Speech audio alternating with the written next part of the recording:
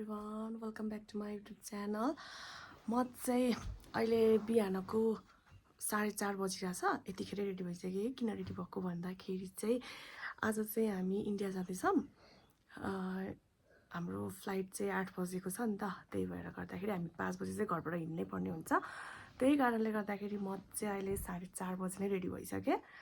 अनि मेरो छोरी चाहिँ सुत्दैछ। हामी इन्डिया किन जाँदैछौँ भन्दाखेरि चाहिँ होइन, हाम्रो दिदी भइसकिन्छ कि उतै, अनि दिदीको चाहिँ भोलि र पर्सि बिहे छ है। बिहे अटेन्ड गर्न भनेर जाँदैछौँ। बिहे सँगसँगै लेट्स एक्सप्लोर इन्डियालाई पनि अलिअलि कता कता जान्छौँ। इन्डिया होल इन्डिया त होइन कि, हामी कहाँ जान्छौँ त्यहीँ। हामी जाने ठाउँ चाहिँ ऋषिकेश हो। त्यहीँ अलिअलि कता कता हुन्छ, हेरौँ न। मेरो छोरी चाहिँ सुत्दैछ है। लुगा मात्र लगाइदिएको अघि, फेरि निन्द्रामै छ नि त यति बिहान बिहानै। छोरी अब जानु लागेको हामी त, तिमी नजाने? हेरमै उठ्छ कि उठ्दैन। अब ये भन, हामी कहाँ जाने रे? कहाँ जाने रे? तिमी जाने कि सुत्ने? नजाने भनेको? जाने हो? ओइ ल, निनी गर अहिले जाने बेला लान्छु है। म होइन, मेरो छोरीलाई फेरि कति जान मन लागिरहेछ। हामी चाहिँ अहिले एयरपोर्टमा आइपुग्यौँ। अनि छोरी चाहिँ उता लिन बसिरहेको छ। केही खाएको छैन, भोक लागेर भोकी बाबालाई छोडिरहेको छैन उसले। हाम्रो लोकल साझा बस जस्तै भएछ, ब्याग एकदम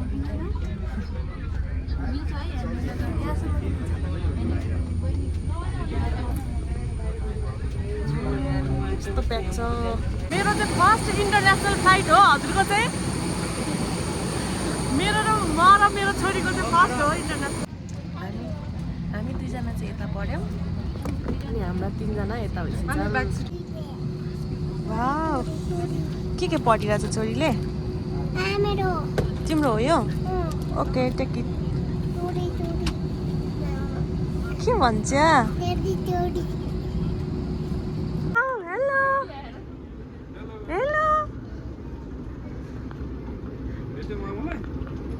बाई।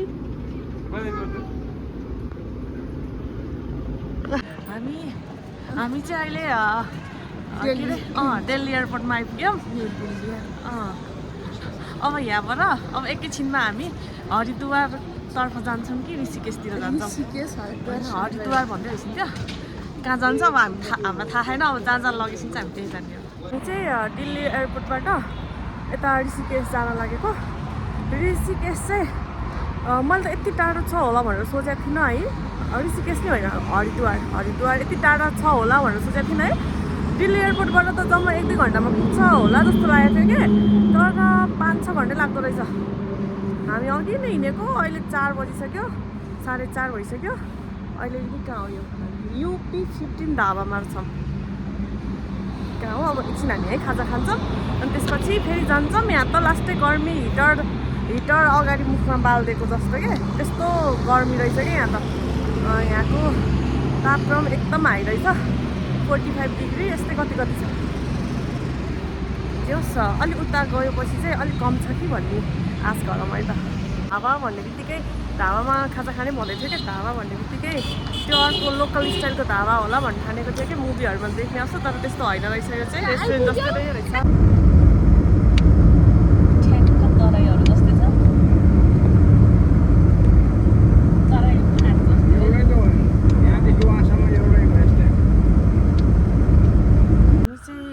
हरिद्वार आइपुग्यौँ।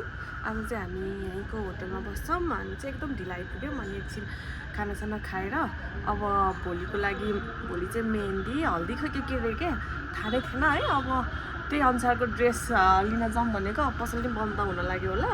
अब पसल खुल्ला छ भने चाहिँ लिन्छौँ, छैन भने चाहिँ एकछिन भए पनि वक गरेर आउनु पर्ला।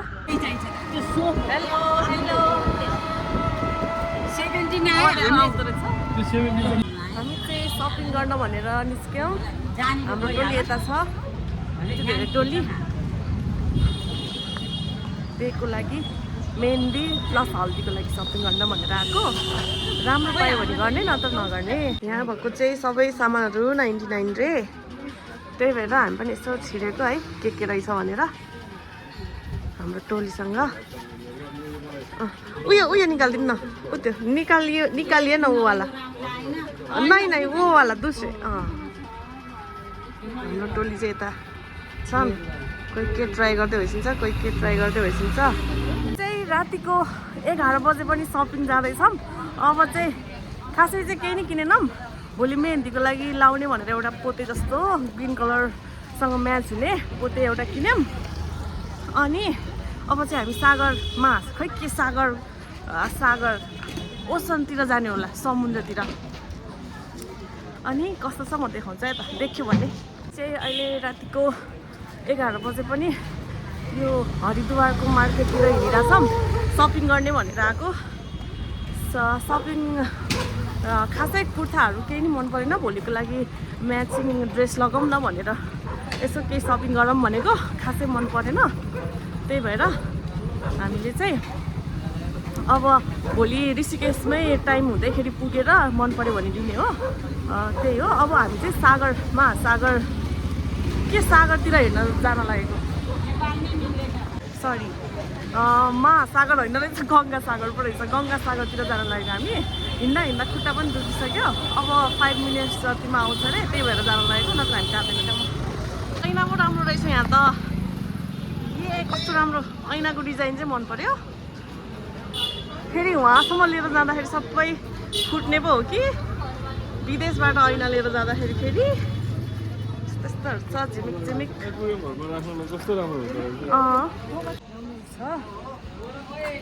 यो राम्रो चाहिँ राम्रो रहेछ तर अब हामी लाने कन्डिसनमा छैनौँ किन भन्दाखेरि हामीसँग धेरै खाली पनि छैन ठाउँ सँग चाहिँ म्याम पनि हुनुहुन्छ हेलो भनिदिनु के काहीँ नदेखेको चिजहरू यहीँ देख्दो रहेछु मैले त खासै केही पनि देखाउँदैन यस्तोहरू त के चिजहरू होला यस्तो मेहन्दी हो कि क्या हो है मेहन्दी जस्तो छैन सानो ब्याग क्युट रहेछ बच्चाहरूको लुगाहरू पनि रहेछ अहिले हरिद्वारको मन्दिर आइपुग्यौँ यहाँनिर मुनि चाहिँ गङ्गासागर रहेछ हामी सपिङ गर्दै सपिङ गर्ने भनेर आएको तर हामी यहाँ आइपुग्यौँ राम्रै भयो जे होस् यहाँ चाहिँ गङ्गासागर यो सागरमा चाहिँ नुहाउँछ पनि मान्छेहरू नुहायो भने चाहिँ रोगहरू प्राय सबै बगाएर जान्छ अरे उहाँ मान्छेहरू नुहाउँदै पनि हुनुहुन्छ यति राति पनि नुहाउँदो रहेछ त नि 12 बजिसक्यो कुकुर दिदी मम्मी होइसिन्छ मुख धुऊ है वाउ के गरेको तिमीले यहाँ चाहिँ अब हामी नुहाउन चाहिँ सक्दैनौँ होला अब हामी मुख चाहिँ धुन्छौँ यहाँ